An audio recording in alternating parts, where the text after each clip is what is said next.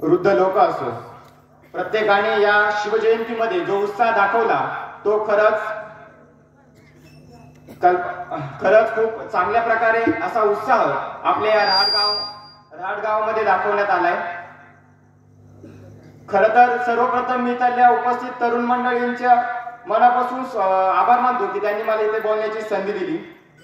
प्रतिपत चंद्र लेखे व वर्धिष्णू विश्वबंदिता शाह सुनो शिवशैषा मुद्रा भद्राय राजते अशी राजमुद्रा असणारे लौकिक छत्रपती शिवाजी महाराज गढ़चरित्र में संभाजी राजा गढ़चरिना संभानेनो दे दो कोई सबूत मुक्ता मत्सर का हो गंध जिने कोई कहे व्यसनी राजा कोई दुति में युवराज कहे कहने वाले कहे कुछ अब हम भी तो एक बात कहे भूतभूषण बड़ो कभी ज्योति खुद शंभू रचे व्यसना नीच सर्वानी तू ही तो भू परिचय चाहे जितनी आग लगा लो चाहे जितने डाग लगा दो अग्नि जल के भस्म हो जाए उस रौद्र को कौन जलाए प्रहार करे तो धरती कांपे कड़कड़ता हो रुद्र है शंभू भस्म का श्रृंगार करे महादेव का रुद्र है शंभू महादेव का रुद्र है शंभू असं रुद्र म्हणून संबोधणारे छत्रपती संभाजी महाराज या दोन्ही महाराष्ट्राच्या या स्वराज्याच्या छत्रपतींना सर्वप्रथम रामेश्वर मस्केचा मानाचा मुद्रा मानाचा मुद्रा मानाचा मुद्रा.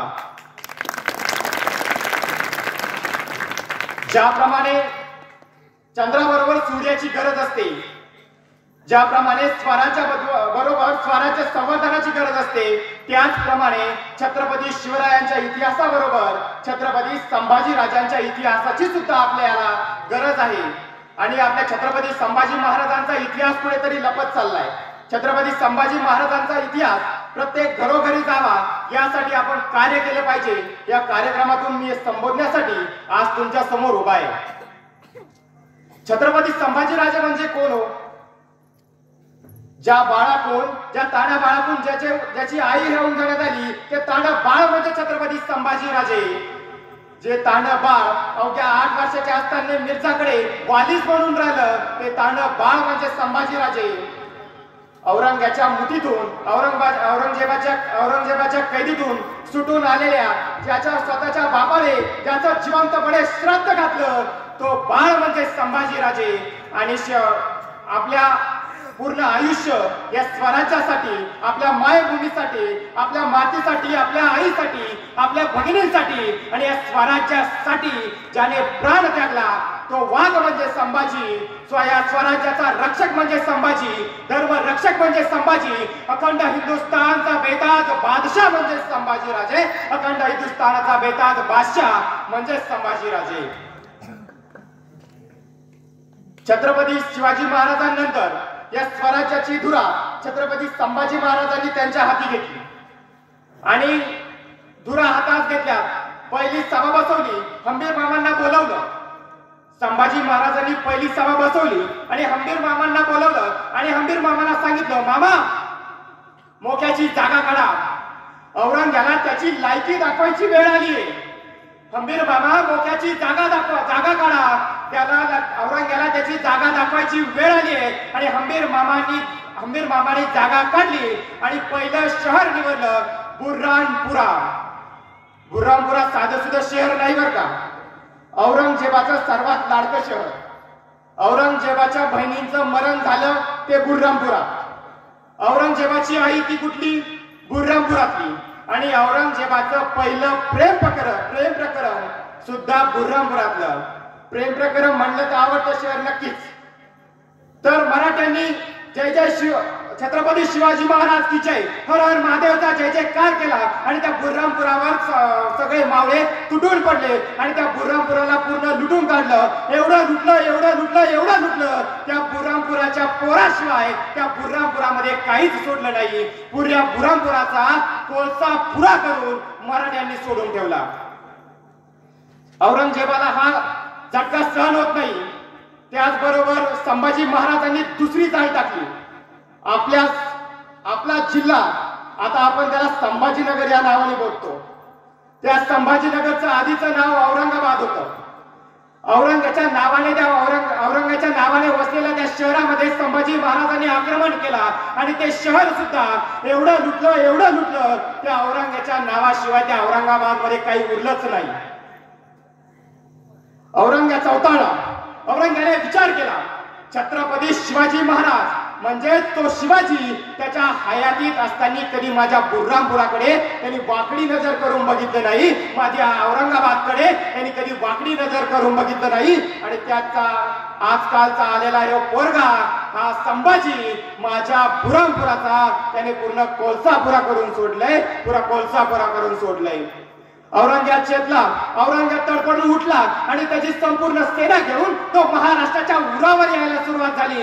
आणि औरंगाबाद साधा सुद्धा नव्हे, आशिया खंडातील सगळ्यात मोठं राज्य, त्या सगळ्यात मोठ्या राज्याचा एकच बादशाह म्हणजे तो औरंगजेब. आणि आशिया खंडातील सगळ्यात छोटं राज्य म्हणजे आपलं स्वराज्य. आणि त्या स्वराज्याचा राजा, त्या स्वराज्याचे धाकले धनी म्हणजे आपले संभाजीराजे. तो औरंगाबाद मनभर आणि आपले संभाजीराजे कणभर. सगळीकडे चर्चा सुरू झाली. आता औरंगाबाद संभाजी राजांना सोडत नसतो, आता औरंगाबाद संपूर्ण स्वराज्याला खिळून घेत असतो. आणि औरंगाबाद आला आणि त्याची छावणी पडली आपल्या या नगरमध्ये. औरंगाबादची जी छावणी एकदा पडली तर 50 किलोमीटरचा परिसर व्यापून जायचा. औरंगाबादचा वार्षिक महसूल, औरंगजेबाचा वार्षिक महसूल 23 कोटी रुपये एवढा होता. आणि संभाजी महाराजांचा वार्षिक महसूल हा सगळा मिळून 1.5 कोटी पर्यंत होता.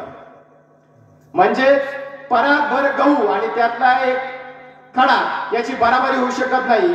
परंतु या आव्हाना एवढ्या असणाऱ्या औरंगाबादला संभाजी महाराजांनी 1 नाही, 2 नाही, 3 नाही, अख्खे 4.5 वर्ष पाणी या महाराष्ट्राचं पाजलं.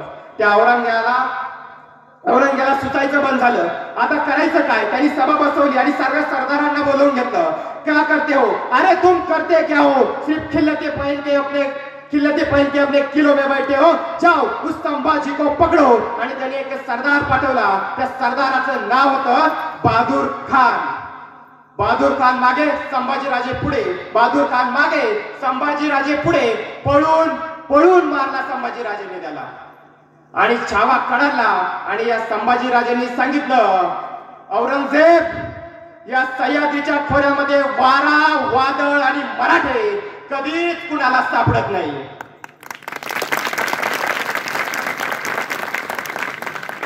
मग औरंगजेबाने पुन्हा एकदा सरदारांची बैठक बसवली आणि विचारलं, अब किया क्या जाए?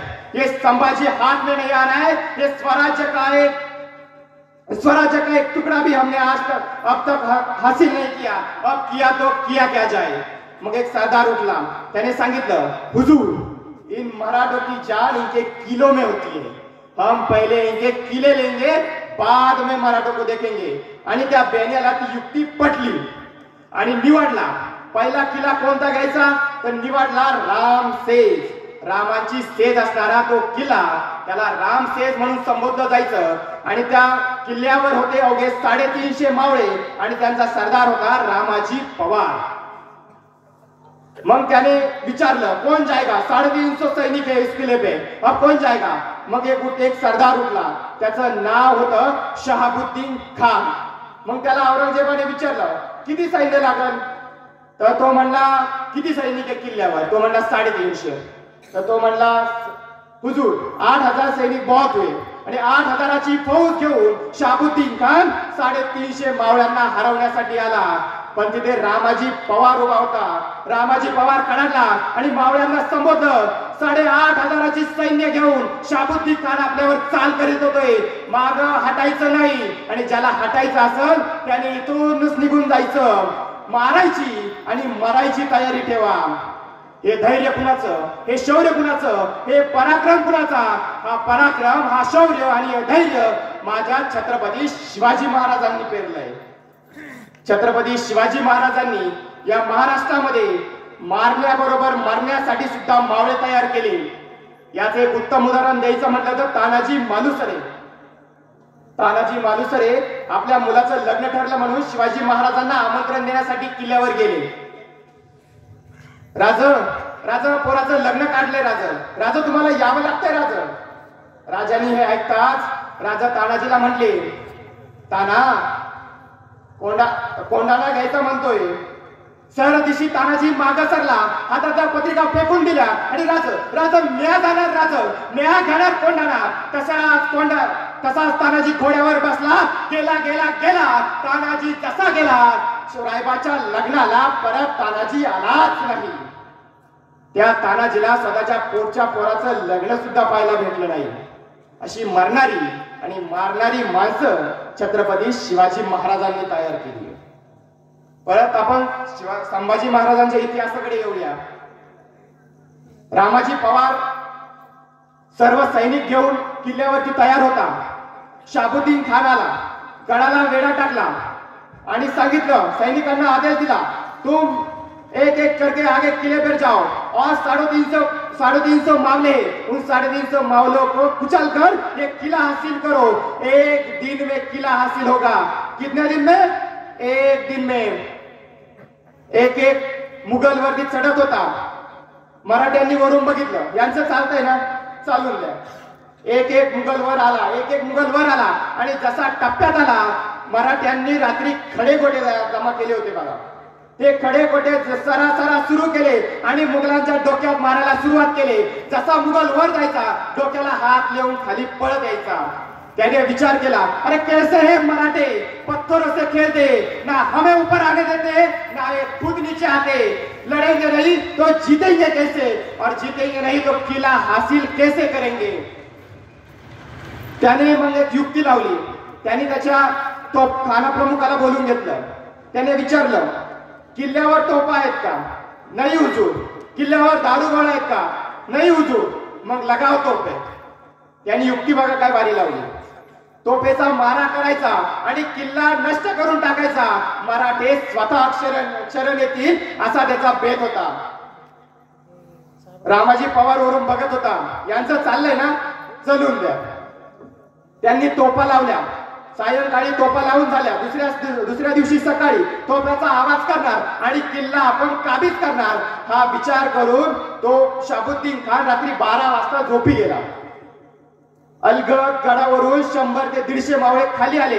हर हर महादेवचा जागर झाला. सपासप कतली सुरू झाल्या. आई भवानीचा किरकोळ सुरू झाला. शाबुद्दीन खान बावचळून उठला. क्या हुआ? छापा हुजूर. कौन थे? मराठे हुजूर. और कहा गए? चले गए हुजूर. आता शाबुद्दीन खान पूर्णपणे तापला होता. त्याची तळपायच्या एक मस्तकात होती. तो म्हणला, आता मराठ्यांना सोडायचं नाही. सकाळी उठलं की पहिला तोफ मारा सुरू करायचा आणि किल्ला काबीज करायचा. शाबुद्दीन खान सकाळी उठला.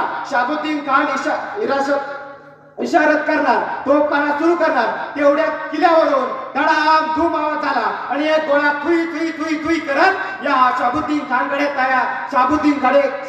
खानकडे येऊ लागला.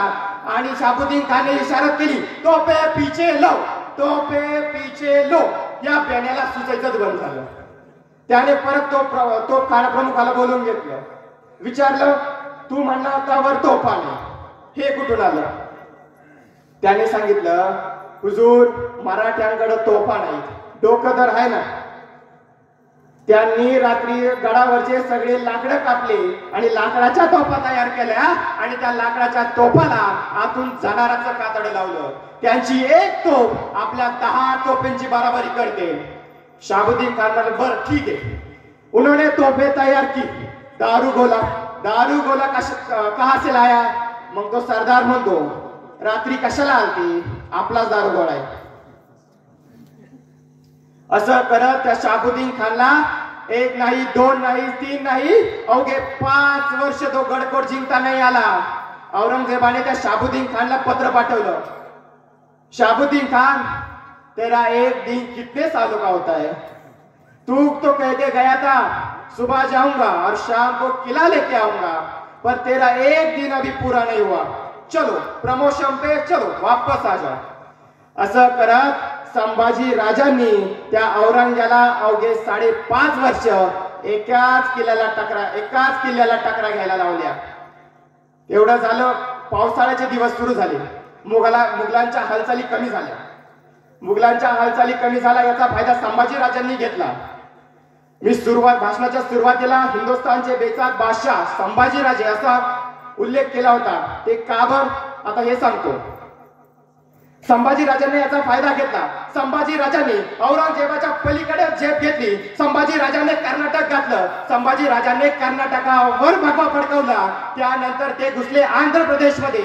आंध्र प्रदेशमध्ये 80 राजे संभाजी राजांनी पराभूत केले. आंध्र प्रदेशवर भगवा फडकवला. त्यानंतर संभाजी राजे गेले तमिळनाडूवरती भगवा फडकवला आणि संभाजी राजांनी अर्ध गोवा छत्रपती संभाजी राजांच्या घोड्याच्या टाप्याखाली घेतलं. हा पराक्रम छत्रपती संभाजी राजांनी त्या काळी केला. संभाजी राजांचं राज्य हे महाराष्ट्रापुरतं नव्हतं. संभाजी राजांचं राज्य महाराष्ट्र, आंध्र, तमिळनाडू, कोलकाता, गोवा या संपूर्ण राज्यांपर्यंत, या शहरांपर्यंत संभाजी राजांचं राज्य पसरलं होतं. बघा, औरंगजेबाला प्रश्न पडला, आम्ही यांच्या दारात आलो, हे आमच्या घरात जाऊन बसले. औरंगजेब चौताळा. औरंगजेबाने बेमान कत्तली सुरू केल्या. माझ्या आई बहिणींची आबरू लुटायला सुरुवात केली. देऊळ उद्ध्वस्त करायला सुरुवात केली आणि ही बातमी थेट गेली आपल्या रायगडावरती आणि उसळला. आपल्या सह्याद्रीचा छावा उसळला. आता सोडायचं नाही. या औरंगजेबाला याच मातीत गाडायचं. या औरंगजेबाला या सह्याद्रीचं पाणी देऊ घालायचं. हा निश्चय छत्रपती संभाजी राजांनी केला. छत्रपती संभाजी राजांचा गनिमी कावा बघा आता. संभाजी राजांनी अकबर म्हणजेच औरंगजेबचा मुलगा बरं का, अकबराला बोलून घेतलं. अकबराला सांगितलं, तू इथून जातात बसून इराणला जा. इराणचं 80,000 सैन्य, इराणच्या राजाचं 80,000 सैन्य घे आणि दिल्लीवर आक्रमण कर. मग तो सह्याद्रीच्या उरावर बसलेला औरंगजेब दिल्लीचं संरक्षण करण्यासाठी महाराष्ट्रातून दिल्लीकडे परत फिरेल. आम्ही 40,000ची तजदारोनी सैन्य घेऊन मागून आलोच. मध्येच औरंगजेबाला चिरडून टाकू. काय विलक्षण अशी चाल माझ्या संभाजी राजांनी टाकली होती बघा. परंतु नियतीमध्ये आणि इतिहासामध्ये जर आणि तरला महत्व नाहीये. विचार करा, जर अकबराचं जहाज इराणला वेळेत पोहोचलं असतं, 80,000चं सैन्य घेऊन त्याने दिल्लीवर आक्रमण केलं असता, तर औरंगजेबाने संगमेश्वर मध्ये संभाजी राजांना पकडलंच नसतं. परंतु इतिहासामध्ये जर आणि तरला महत्व नाहीये. संभाजी राजे ती चाल उलटली. आपलेच गद्दार निघाले आणि संभाजी राजे संगमेश्वर इथे बंदी झाले आणि तिथून सुरू झाला माझ्या संभाजी राजाचा 40 दिवसाचा वनवास. औरंगजेबाला ही बातमी गेली. औरंगजेबाने आदेश काढला, संभाजी राजाला धर्मवीर गडावर आणा आणि असा त्या संभाजीची धिंड काढा. त्याच्या हुकमावर अंमलबजावणी झाली. औरंगजेबाने आदेश सोडला.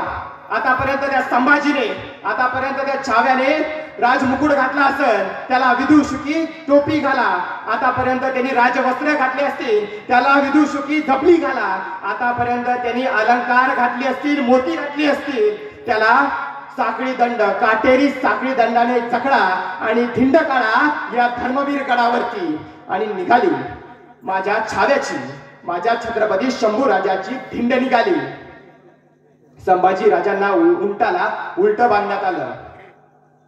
ज्या संभाजी राजाने या औरंगजेबाला सह्याद्रीचं पाणी पाजलं, तो संभाजी राजा दिसतो कसा, बोलतो कसा, चालतो कसा, हे बघण्यासाठी कुणी कुणाच्या झाडावर, कुणी कुणाच्या डोक्यावर, कुणी कुणाच्या घरावर जाऊन बसलं आणि संभाजी राजा दिसतो कसा हे फक्त बघण्यासाठी. कुठून तरी भिरभिरणारा दगड यायचा, संभाजी राजाच्या छाताडावर लागायचा. भयंकर अशा वेदना संभाजी राजांना होत होत्या.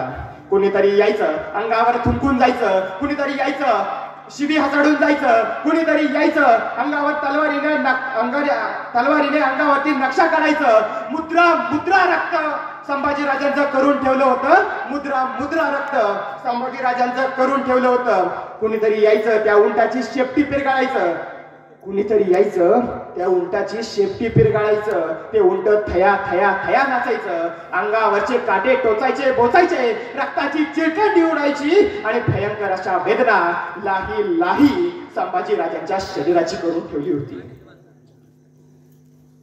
आपल्या मारुतीला आपण शिंदूर लावतो बघा, त्याप्रमाणे छत्रपती संभाजी महाराज दिसत होते. जसा मारुतीला शेंदूर भासावा ना, त्याच प्रकारे संभाजी राजांचा अवतार झाला होता आणि तो दिवस उजडला. संभाजी राजांना औरंग्या समोर पेश करण्यात आलं. संभाजी राजांचं असं दृश्य बघून औरंगजेब त्याचं सिंहासन सोडून संभाजी राजांच्या समोर आला. बघा, संभाजी राजांचे ते दृश्य बघून तो नमाजीच्या रुकावती पडण्यासाठी 2 गुडघ्यावर बसला आणि हसत हसत संभाजी राजे कवी कलशांना म्हणतात, कवी कलश, औरंग्याची अवस्था बघून एखादी कविता सुचते का? कवी कलश सुद्धा विचार करतात, राजाला भीती ना भय, राजा निर्भय, आणि राजन विचारतात काय, कविता सुचतीये का? कवी कलशांनी विचार केला आणि कवी कलश पुटपुटले, क्या खूप लढे हो राजन, क्या खूप लढे हो जंग, देख तुम्हारा तेज, दखत तेजत औरंग. राजे, काय लढलात तुम्ही, काय तुमचं तेज, काय तुमचं धैर्य, काय तुमचं ते शौर्य. तुमचं धैर्य बघून, तुमचं शौर्य बघून औरंग्या स्वतःचं सिंहासन सोडून तुमच्या समोर नतमस्तक झालाय. राजा, तुमच्या समोर नतमस्तक झालाय. औरंग्याची हिंमत होत नव्हती संभाजी राजांच्या नजरेला नजर मिळवायची, संभाजी राजांच्या डोळ्याशी डोळे मिळवायची. संभाजी राजांनी अशी भीती त्या औरंग्याच्या मनामध्ये घातली होती. औरंग्या साधी नजर वर तयार करायला सुद्धा तयार नव्हता. औरंग्याने आदेश काढला, ये आंखें बहुत जलाती है मुझे, ये आंखें निकाल दो. आणि औरंग्याच्या आदेशानुसार अंमलबजावणी झाली. गरम सुळ्या आणण्यात आल्या आणि संभाजी राजांनी त्या गरम तप्त सुळ्या बघितल्या आणि संभाजी राजांना समजून गेलं की आता आपले डोळे जाणार. ज्या डोळ्यांनी सह्याद्री बघितलं ते डोळे जाणार, ज्या डोळ्यांनी हे स्वराज्य बघितलं ते डोळे जाणार, ज्या डोळ्यांनी राष्ट्रमाता राजमाता मासाहेब जिजाऊंना बघितलं ते डोळे आता जाणार. आणि हापशी गरम सुळे घेऊन आला. तसेच गरम सुळे डोळ्यात गेले, डोळ्याच्या खोमण्या झाल्या. गरम सुळ्या संभाजी महाराजांच्या डोळ्यामध्ये गेल्या आणि त्या डोळ्याचे खोमणे करून सोडले. भयंकर अशा वेदना माझ्या संभाजी राजांना होत होत्या, परंतु संभाजी राजांच्या तोंडातून एक शब्दही फुटत नव्हता. एकच शब्द फुटला, जगदंब जगदंब जगदंब. संभाजी राजांना औरंगजेबाने विचारलं, संभाजी, हमारे साइड आ जाओ, धर्म परिवर्तन कर लो, हम तुम्हें हमारा शहजादा बना के रखेंगे. आणि कडाडला छावा आणि सांगितलं, आम्ही तुझ्यासारखे गद्दार नाही, आम्ही आमच्या जमिनीशी प्रामाणिक आहे, आम्ही आमच्या मातेशी प्रामाणिक आहे. आणि छावाने कडडून सांगितलं, ना जा, नाही बदलत धर्म.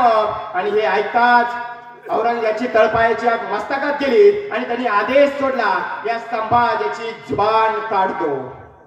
संभाजी राजांना परत घेऊन जाण्यात आलं. संभाजी राजांची जबान काढणार हा आदेश सर्वीकडे पसरून गेला आणि हापशी एक चिमटा आणि एक तलवार घेऊन आला. चिमटा कशाला, तर संभाजी राजांची जीभ पकडायला. पण कुणाची हिंमत होत नव्हती संभाजी राजांच्या जवळ जायची आणि जबड्याला हात लावायची. कुणीतरी यायचं, दोन्ही कान दाबून धरायचं जबडा उघडण्यासाठी. कुणीतरी यायचं, कान दाबून धरायचं, तरी संभाजी राजांनी जबडा उघडला नाही. एक जण आला, डोक्यावर मारा केला, तरी संभाजी राजांनी जबडा उघडला नाही. कुणी यायचं, जबड्याला हात लावायचं, जबडा उघडत नव्हता. अरे जबडा उघडल कसा, तो जबडा वाघाचा आहे, वाघाचा. जबड्यात घालून हात मोजती दात, ही जात मराठ्याची असं म्हटलं जातं. आणि शेवटी एका बेण्याने एक कला सुचवली आणि संभाजी महाराजांचं नाक दाबून धरलं. थोडा वेळ गेला, परंतु श्वास घेण्यासाठी संभाजी महाराजांनी त्यांचं तोंड उघडलं. त्याच वेळेस त्या हापशीने चिमट्याने संभाजी महाराजांची जीभ बाहेर ओढून काढली आणि लखलखत्या तलवारीने संभाजी महाराजांची जीभ छाटून टाकली. जीभ सुद्धा तडफडत होती. त्या जीभेला सुद्धा मान्य नव्हतं संभाजी महाराजांपासून दूर जाण्याचं. असे 40 दिवस संभाजी महाराजांचे सुरू झालं. कुणीतरी यायचं, गरम सुळ्याने डोळे काढून न्यायचं, कुणीतरी यायचं जीभ हासडून न्यायचं, कुणीतरी यायचं पायाच्या वाट्या काढून न्यायचं, कुणीतरी यायचं अंगाचा लगदा काढून कुत्र्यांना गिरदारांना खाऊ घालायचं, कुणीतरी यायचं माझ्या संभाजी राजाचं मुंडकं छाटून जायचं. भयंकर अशा लाया करून माझ्या संभाजी राजांना शेवट मरण स्वीकारावं लागलं. माझ्या संभाजी राजांना मरण स्वीकारावं लागलं. हा इतिहास आपल्या छत्रपती संभाजी महाराजांचा आहे मित्रांनो. ज्याप्रमाणे आपल्या सर्वांना शाहिस्त खानाची बोटे आणि अफजल खानाचा कोटाळा माहितीये ना, त्याचप्रमाणे दोघ्या 2 वर्षाच्या असताना शंभू राजांची आई हिरून घेतली. तिथपासून तर छत्रपती संभाजी महाराजांच्या मरणापर्यंत प्रत्येकाला संभाजी महाराजांचा इतिहास पाठ असला पाहिजे. आज या शिवजयंती निमित्त मी एकच आवाहन करतो, प्रत्येक घरामध्ये, प्रत्येक गावामध्ये, प्रत्येक तालुक्यामध्ये, प्रत्येक जिल्ह्यामध्ये, संपूर्ण महाराष्ट्रच नव्हे तर संपूर्ण हिंदुस्थानामध्ये छत्रपती शिवाजी महाराजांचा इतिहास गेला पाहिजे.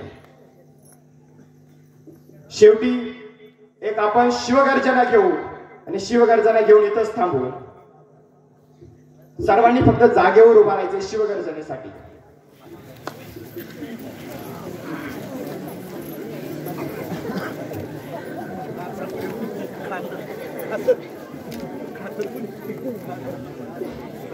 आस्ते कदम, आस्ते कदम, आस्ते कदम.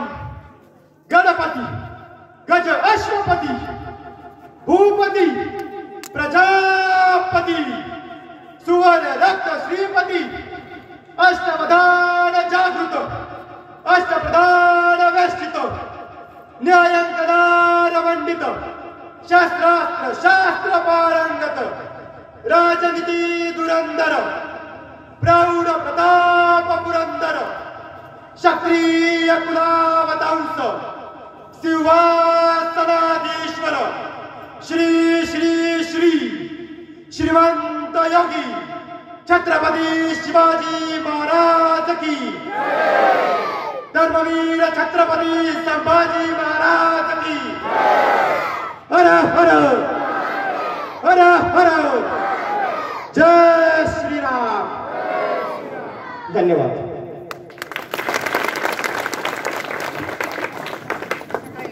हे पहा, अगोदर मी आपण सर्वांचे धन्यवाद